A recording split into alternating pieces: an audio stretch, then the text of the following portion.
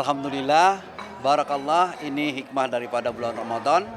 Kita datang di satu acara yang diselenggarakan oleh Persatuan Seniman Komedi Indonesia Pusat, pimpinan rekan kita Jarwo Kuat, yang kemudian kita berterima kasih juga kepada Bapak Profesor Dr. Dailami Firdaus sebagai penasihat Paski Nasional yang memberikan kesempatan rumah kediamannya dijadikan ajang pertemuan seluruh seniman pelawak Indonesia kumpul di sini, terutama pengurus pusatnya. Kami bersyukur, saya juga senang, udah lama nggak ketemu Eman, Dery, ada satu lagi Ginanjar dalam perjalanan. Ini momen yang luar biasa. Dan kami berharap Paski bisa mempertahankan tradisi ini. Ya, Der, gitu ya. Gitu. Jadi tradisi tahunan. Iya. Selalu menggelar acara buka puasa. Iya, kebetulan setiap tahun di sini Bang Delami dan Paski kerjasama mengadakan acara buka puasa bareng. Terus ada ya silaturahmi bareng-bareng lah gitu. Bisa ketemu dengan teman-teman pelawak yang lainnya. Ini kan dari khusus Jakarta aja. Tapi ini jadi akhirnya jadi ajang reuni juga dong. Ya kebetulan aja. Karena memang kan jarang kita kumpul bareng. Kalau enggak, memang setiap tahun diadakan seperti ini. Selain buka puasa, halal bihalal, dan kadang-kadang yang datang saya sendiri, Ginanjar, terus nggak jarang Pak Komar atau yang lain. Jadi nggak pernah ketemu bareng-bareng gitu. Jadi di tahun 2024 bisa ketemu bareng karena Ginanjar juga dalam perjalanan. Dari Sidratul Muntaha dia ke sini. Dia belum nyampe. Jadi ini ajang kita pertemuan kita gitu. Dan kami bersyukur Ya. satu-satunya grup lawak yang masih utuh sampai saat ini adalah grup lawak 4 Sekawan dari Eman, Ginanjar, dan Abah Komar. Kayaknya cuma kita ya, masih Ada utuh. Bagito juga utuh, cuma Bagito utuh, tapi jarang kumpul. Ya. Utuh secara grup. Karena kalau kita kan utuh tapi tetap manggung bareng-bareng, sering manggung bareng. Yang Bagito ada tapi jarang manggung bareng. Tapi Masih utuh, Masih. masih manggung. Masih ada. Masih off air kita. Satu-satunya grup lawak di Nusantara yang masih utuh manggung. adalah grup lawak 4 Sekawan dari Eman, Ginanjar, dan Abah Komar. menjaga konsistensi dan silaturahmi itu yang gimana sih? Bahkan maaf ya, artinya banyak grup yang pecah Ya. karena mungkin udah beda visi misi atau apa segala Ya. macam. Tapi pas sekarang masih tetap. Karena orientasinya adalah cari cuan. Kalau kita kan orientasinya udah keluarga. Jadi mau ada uang, nggak ada uang, mau lagi ada manggung, nggak ada manggung, ya kumpul aja. Jadi Kadang-kadang kalau memang lagi ada siapa yang perlu, ya ini kita serahin dia. Yang Uang jelas kita ada komunikasi bareng. Gimana kabar? Tanya kabar segala macam, keluarga gimana, itu aja. Jadi yang kita bangun adalah meduluran selawase, Bahasa Jerman. berkeluarga selamanya. Iya, meduluran selawase, Pedulur. seumuran. Peduluran tuh persaudaraan selamanya. Iya. Maaf, mungkin kan saya udah berapa puluh tahun kalian sendiri menjaga pas kawan ini gitu. Kelas-kelas kecil, konflik-konflik Masa. itu Biasa. Biasa. sering namanya orang yang pakai ikatan janji di hadapan Allah aja. Suami istri aja kadang-kadang stres gitu kan, kelas apalagi kita. Gitu. Tapi masalah sih setiap orang pasti ada. Cuman bagaimana kita menyelesaikan secara dewasa, secara kekeluargaan. Itu yang paling utama.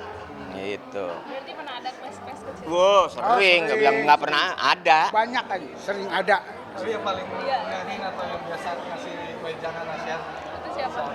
Mas nggak siapa-siapa yang berkesempatan untuk menangani. Kalau Komar lagi ada konflik sama Eman, saya bisa menangahin. Saya sama Ginanjar, Mas Komar. Saya sama Eman ada Ginanjar. Begitu semuanya. Saling. Yang jelas kita saling menyadari di mana kesalahan kita. Kalau kita ada salah, nah kita minta maaf pada yang merasa kita bersalah sama dia, gitu aja. Berarti nggak didiemin berlarut-larut gitu kan? Kalau lebih larut-larut itu yang bahaya. Iya. Hari itu masalah hari itu harus selesai. Gitu. Clear. Kita membangun emotional quotient, kecerdasan emosional. Apa tanda-tanda orang yang cerdas secara emosional? Dialah orang yang selalu mampu memaafkan. Gitu. Dan kecerdasan emosional dan sosial.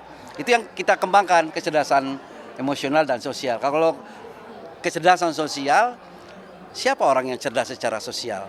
Kalau kita ingin melihat orang yang cerdas secara sosial, lihatlah mereka yang selalu mengganti kebencian dengan cinta dan kasih sayang. Udah berat kan? Oke. Terima kasih ya. Terima kasih. Oke, thank you ya. Pak. Tanggapan yang ibu-ibu, ya kalau Bopak sih melihatnya ini sisi dari fenomenal sosial sebetulnya. Jadi ingin bergaya high class atau membangun hedonis yang sedikit-sedikit menyentuh kemewahan dunia ya kan. Tentunya makan masih ngantri. Ya inilah yang kita bilang tadi. Penyakit sosial ini kan mengedepankan yang penting passionnya sampai, ininya sampai, tapi dia nggak pernah merespek ke dirinya sendiri gitu kan. Bahwa dia punya kemampuan yang dipaksakan. Nah ini jadinya kayak begitu. Beli tas yang bagus, ini yang bagus.